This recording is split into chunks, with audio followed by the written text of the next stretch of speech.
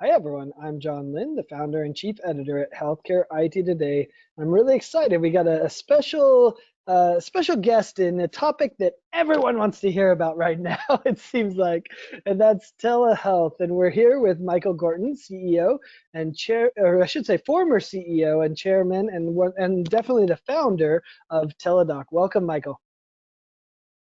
Thank you. It's a pleasure to be here. Yeah, so I'm excited to talk about telehealth because everyone wants to hear about it. And you've been through from the beginning, I would say, what telehealth's been. And I should give a shout out, thanks to Dallas Startup Week, who helped facilitate this interview. So, if you're watching this and you actually want to hear the full story of Teladoc and the beginnings, it involves Kilimanjaro. It involves a bunch of great stories that Michael will be sharing with Dallas Startup Week. Go check it out at dallasstartupweek.com. And you can register for free. They have a bunch of great speakers there. You can also follow it on Twitter, the hashtag DSW. We'll be checking it out at Healthcare IT Today as well. But thanks, Michael, for joining us. So for those that aren't familiar with you, tell us a little bit about yourself and Teladoc. Well, I'm a serial entrepreneur. I was an Air Force brat, and my dad stopped the Air Force in Texas, and so I'm now a Texan. Nice. Well, that makes sense. You're at Dallas Startup Week, right? But interestingly, I met my co-founder of Teladoc while my dad was at the Pentagon, so in Virginia, and but now he's a Texan also. So all roads lead back to Texas, right? Yeah, that's right. I grew up there, so we all have a tie to Texas. You have a road coming back, right? It's right here on the map behind me, see? Nice. I tried to convince my wife. She hasn't said yes yet, but one day. Yeah. Great. So, you went through a lot at Teladoc. It's great that you're the founder. I mean, how far we've come even in the last 4 months, it's just crazy. But what were some of those experiences you had at Teladoc, really trying to get adoption in those early years? Whether, I think there's a lot of perspectives. I think the most interesting to me is the doctor's response. What were some of the things that happened? Well, so it's a brilliant idea, right? Everybody knows that now. But back then, okay, so how do you get the doctors to join the service? And that was difficult. We found our doctors in the beginning were retired physicians. We had a physician who had been in an automobile accident and couldn't get around, but still wanted to practice medicine. One that I really liked was we had a physician whose wife was an anesthesiologist. So she makes 500K, he makes 140, right? They get pregnant, have a baby, guess who stays home? But he still wanted to practice medicine. And so, getting the physicians in was a challenge in the beginning. Getting the patients to understand. Now you can actually have a real consult with a doctor who has your medical record. That was really tough. Is the quality the same, right? I mean, I think that must be the question that patients asked in the beginning. Yep. Yeah. And that question, of course, translated to the boards of medical examiners who said, you can't do this. It's illegal, it's unethical. If you do it, you're going to jail. And their perspective, and I understand it, was, is it possible for a physician to have a doctor-patient relationship with a patient they've never touched? And our position was yes. Their position was no, but the way we won that one was really interesting. Doctors have been doing it since the invention of the telephone. So every physician has something they call cross coverage. And that is, if I want to talk to my doctor after hours, I call a service, right? And the doctor calls me back, or one of the doctor's friends. Sure. And the boards were okay with that, one of the doctor's friends. And so that's how we ultimately convinced them, look, they've been doing this all along. We just made it better for them. Interesting. Yeah, I laid it out that the value equation didn't make sense from a doctor's perspective when it said, okay, my work is the same. I still have to document the same. I still have to spend as much time with the patient. That's the same. I may get paid less, right? I'm sure we could have a deep discussion about payment parity and all sorts of things like that, right? But even if I'm getting paid the same, like, wait, why am I doing this, right? Like, there's some liability risk. I have to learn a new mode of communication. And so like to me, that's why it never adopted, right? Is that the Right. doctor perspective was just so challenging. But then COVID happened, right? And changed that value equation. So, it's interesting. How did you see the growth before we talk about COVID too? I'm interested to hear your thoughts on what's going to happen now post COVID. But how did you see the growth of telehealth compare with your like direct to consumer telehealth versus the Teladoc enterprise health solutions and providing those to hospitals and health systems? What did you see on those two options? Because Teladoc has now, and I think some of this was post you, acquired a lot of enterprise telehealth as well, Mm, along with the direct to consumer, where I think that's where everything started, right? right, right. So the problem we solved in the beginning was really a patient problem. What at the end of my time at Teladoc, we had 2 million members. We were Uh-huh. delivering doctors to patients in about 12 minutes for $35. So that solves two problems. One is access. Wherever you are, a doctor Yep. essentially comes to you in 12 minutes. If you go to anywhere else, you're not going to pay $35. It's going to be 110 or more. And so that was the price thing. So that was the problem we solved on the patient side.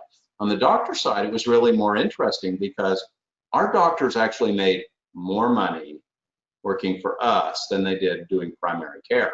So if you look at the typical primary care doctor's life, he's working 60, 80 hours a week. Yep. And at the time, he or she was making $148,000 a year. In our model, if our doctors worked 8 hours a day, 5 days a week, they would make about 250. So we shortened their day and gave them more income. And we did that because of efficiency. They didn't have all the bills to pay. They could do it in their house. I was gonna say, was that the overhead of the office and the exam room and the lights and the electricity and all that? Exactly. Wow, that's Yeah. interesting. Now it's interesting you said what just 13 minutes you say to get a doctor. One of my writers is working on a story. I won't mention the platform, but they said they've been so overwhelmed with telehealth visits that she couldn't get an appointment until September, which is I think it was 2 weeks away from when she called in, and you're like, wow. Sad for her, but it makes my heart happy. So it's just amazing how much demand has grown, and no doubt that telehealth company is hiring as quickly as they can. Right. And and it does bring up an interesting question I have that I think it would be interesting for you, Michael. And I've been wondering, is there going to be channel conflict from these direct-to-consumer telehealth companies and the health systems who provide telehealth as well? The argument that health systems make is like, well, it's my doctor, and I know my doctor, and I want to go to my doctor, right? And the argument I make for consumer, direct-to-consumer telehealth is, I just want convenience, and they can create an amazingly convenient $35, exactly what you said, 13 minutes, $35, I'm in, right? Like, how do you think that's going to play out? Because interestingly enough, many, Teladoc included, offers sells to health systems, but they're kind of a competitor as well. Do you think Right. that competition is going to become a conflict, or do you think it's two separate markets? I think it's two separate markets, but when I left Teladoc, we had one system, and that was our telemedicine system. By the time I left Teladoc, there were a dozen copycats, Yeah. but the what we had was really a patient centric. But now what's happening is physicians and practices are starting to adopt their own telemedicine platform. And I think this is really important in pediatrics. I sit on the board of a company called Anytime Pediatrics, and they were the first ones to do this. When you think about what we did, it was a patient making a decision that I want to talk to a physician, and I don't care if the physician is in my primary care doctor's practice or not. Mom cares. When her child is not feeling well, she wants to talk to that child's pediatrician or somebody in his practice. And so the physician Mick Connors, who created Anytime Pediatrics, I think it was a brilliant, genius move, and it is a provider-centric solution, and that's what I think is really going to happen next. But I think both will still exist. Yeah, it's going to be interesting to, it reminds me of the tech companies with cooperation, where, they often sell a lot of each other's stuff, but sometimes they really compete. And I think that's where we're headed in telehealth as well. Yep. So, Yep. We've seen this surge of telehealth. It grew, whatever percentages, there's percentages all over the place. And now it's falling down. I've seen this falling as low as 10%. I've seen it falling as low as 20% of the health systems, generally is who's sharing the numbers. Their office visits are, down to 10 to 20% of are still telehealth today, even though in-person visits are coming back. Where do you think that's going to land? Is it going to continue to fall? Is it going to increase? What do you see kind of the fallout? Where will telehealth land post COVID-19, if post COVID-19 exists, right? Or at least a year from now? Yeah, I'm very attuned to this subject because as the founder of Teladoc, when the telemedicine industry finally came out of being an emergent industry, let's call that March this year, and just to give you the benchmark, I'm not the father of telemedicine. I created the first real company with Dr. Brooks and a lot of other people. The father of telemedicine is Jay Sanders. He started in '63, so, and he's still alive. So that man has been shouting into the wind for a long time. Imagine his epiphany, his glee in March when telemedicine finally became a mainstream solution. But in my opinion, the next thing that's going to happen in digital health, which I'm going to help drive, is a solution for everything. So 15 years ago, my family was paying $500 a month to the BUCAs on a $2,500 deductible. Now we're paying $2,100 a month. So huge increase. And we're doing that on a $12,000 deductible. So something is broken. And I submit to you, the thing that's broken is we do not have a healthcare system. We have a sick care system. And what needs to change, which we're about to change, is we are going to try and catch things before they become issues. Catch cancer when it's 1 million cells in your body, way before it's stage 1. Catch diabetes before you're diabetic. Catch obesity before you're overweight. We can do those things. And so, but we have to recognize that nobody understands healthcare. My partner, John Halsey, he still understands healthcare. You probably know a dozen people or maybe 100 people that understand healthcare. The vast majority of us don't. And what we need to be doing is we need to think about the modern day car. You sit in it, you press a button. You don't have to understand internal combustion engines. All you have to do is press the button, steer, push the, and that's what we need to do in healthcare. We need to make it super easy, and we need to recognize that we're not here to pay your bills when you're sick. We're here to make sure that you stay healthy. We're here to make sure that there's a saying now that 60 is the new 40, right? Talking about age. Sure. We need to make the saying 100 is the new 40. We can do it. And so that's one of the things we're about to do, is change everything. That's awesome. We're gonna have to have a follow-up conversation when you launch it. But it's interesting. I've written about this. I think you're spot on. I call it treating the healthy patient, right? The one that says, I feel good, but hey, I'm at risk for diabetes next month if I don't change something. Or, like I call it treating a healthy patient, because most of us feel healthy. We don't realize the risks we have. The only thing I would say is there is a $1 trillion industry that you have to disrupt for that. So it's no doubt a hard challenge to overcome. Yeah, but remember, they told us we were going to go to prison if we built this one, and it was a multi-billion-dollar. I mean, what Teladoc now is a $20 billion NYSE market cap company, and people told us in the beginning, you will never be able to do this. You'll go to prison, or if it was a real company, United Healthcare or Blue Cross would build it. And so, we're going to do the same thing again. No, And I'd love to disrupt a trillion-dollar industry. No, and I think that the vision is good, right? And I think the data is finally almost there to be able to do that kind of stuff. So, yeah, I think it's an exciting area. How do you see the synergies between Teladoc and Livongo, which in some ways goes towards your vision? I mean, we could argue, is Livongo that vision or not, but it really is that remote patient monitoring and trying to keep them healthy. Do you think that was a good move, or what are your thoughts on Livongo and Teladoc? Yeah, it was a brilliant move. It was an absolute brilliant move. Somebody called me the other day and said, what do you think about Google putting 100 million into American Well? And I said, that's chump change. A real transaction is Teladoc and Livongo.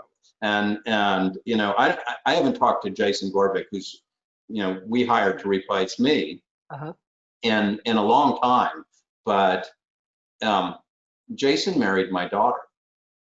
Okay. No, so not my biological daughter, but Teladoc is my baby. Oh, okay. I was like, wait a minute. And then you haven't talked to him? I got you. I could be the father-in-law who doesn't like what he's doing, but I stand on the sidelines. I'm very impressed. I like the team that he's put together. They have their issues, but I'm not complaining about them. I like what they've done, and I think Livongo is genius.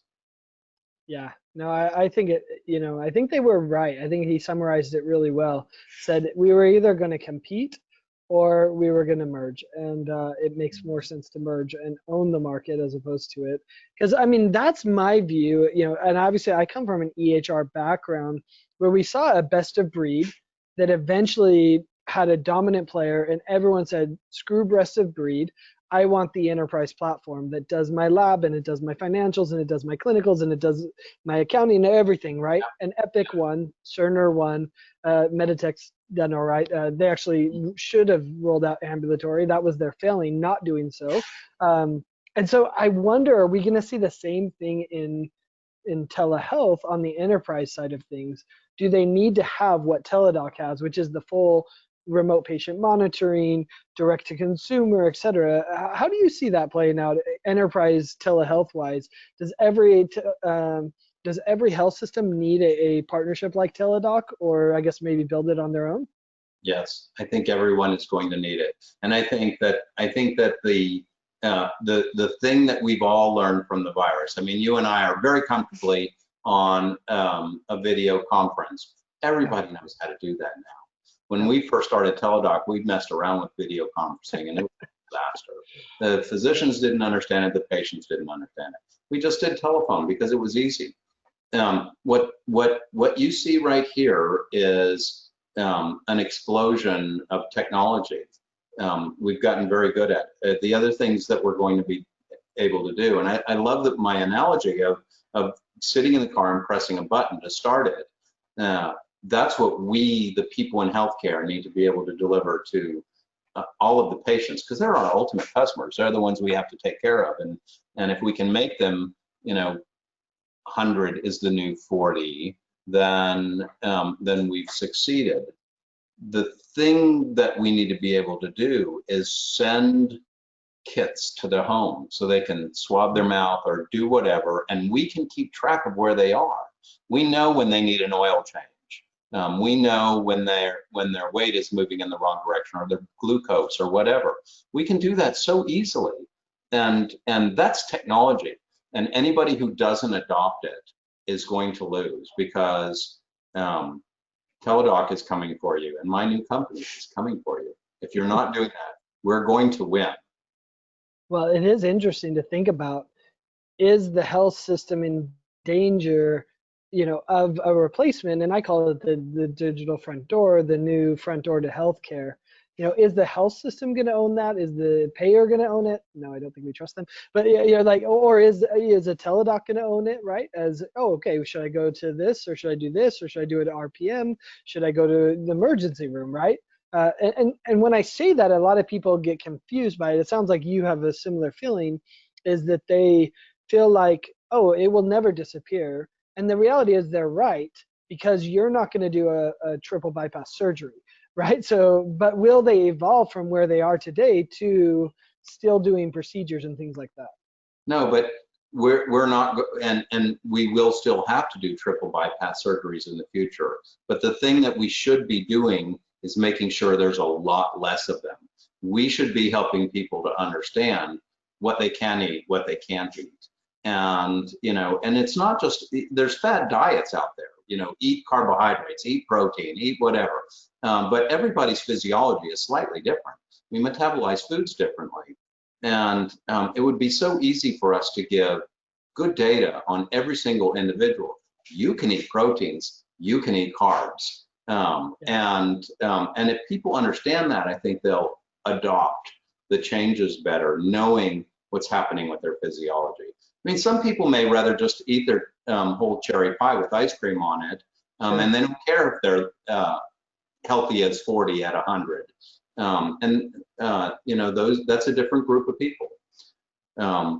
Maybe natural selection will get rid of them. I don't know. But there's still people who smoke, so we know that's true, right? Yep, that's right. Yeah, there's people that aren't going to be healthy no matter what, and they're going to be in a different category. But I think the ones that begin to adopt the new technology, and I'm not saying so. People do crazy things to lose weight, and I'm hoping that we're going to understand the technology well enough so that they won't have to understand the physiology, so that if you want a piece of cherry pie, eat the piece of cherry pie, and know how to compensate for it. Those are the things that I think we'll accomplish over the next few years, that we can do just by sending a kit to somebody's house, once or twice a year, helping them understand where they are and helping us understand where they are, so we can keep them healthy. Yeah, it reminds me of the doctor who said, once we get to the blood, we're going to know a lot more about the person to personalize the care that they receive. But I think as far as the disruption of the health system, it sounds like a classic Clayton Christensen innovators dilemma problem. Do they want to eat themselves, right? Because if they don't want a reduction in triple bypass surgeries, I mean, as people they do, but as a business, that's pretty terrifying. We saw what happened. That's interesting. Well, I think it sounds like we need a follow-up conversation on this new company once it launches. But you've been in telehealth for all this time. Is there something that you see happening in telehealth, or something about telehealth that people are missing that they're not talking about, or has it just that we've all had the epiphany and it seems pretty clear like this is the way? Any insights that you like? How come that reporter's not talking about this? Well, I think the answer to that question would have been very different 6 months ago. Yeah.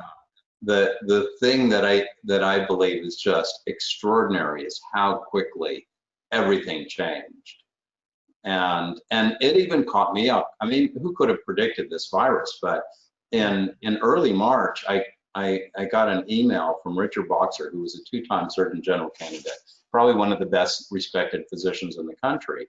He saw all of the problems and trajectories that we went through building Teladoc. And his note to me essentially said, Teladoc and all of the other telemedicine companies are going to save tens of thousands of lives in this pandemic alone, and millions as we go forward. So thank you for doing all the work. And that thank you I personally took, but I sent it to every single person that helped me build Teladoc. And then I posted something on LinkedIn, because a lot of other companies came up along the way and built their own version of it and helped improve it and helped tweak it. So I think what you're really going to see over the next 6 months is more technology, more Livongo and Teladoc mergers, and the entire infrastructure getting stronger and more efficient.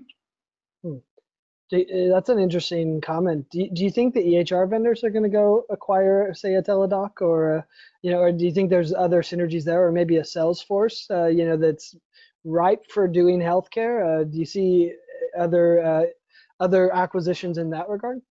Yeah, so I mean, Google just put 100 million into MWell, I guess right? that's true. And so uh, that should tell you something.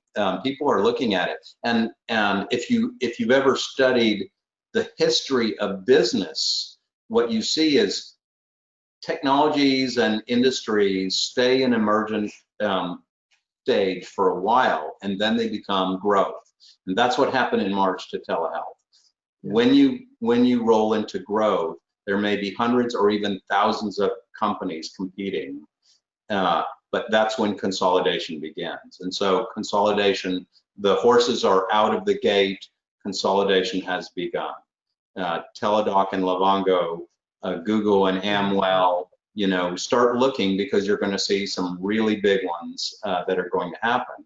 And that consolidation, I was one of the pioneers in the internet space. And in 1999, in Dallas alone, there were probably 200 internet providers. Wow. Now, how many are there? Nationwide, worldwide, there's probably less than 10. And so that's what's about to happen in telehealth. And it's going to get really interesting. Who's going to survive, and how are they going to survive? Yeah, great insight. And I saw the same thing with the EHR world.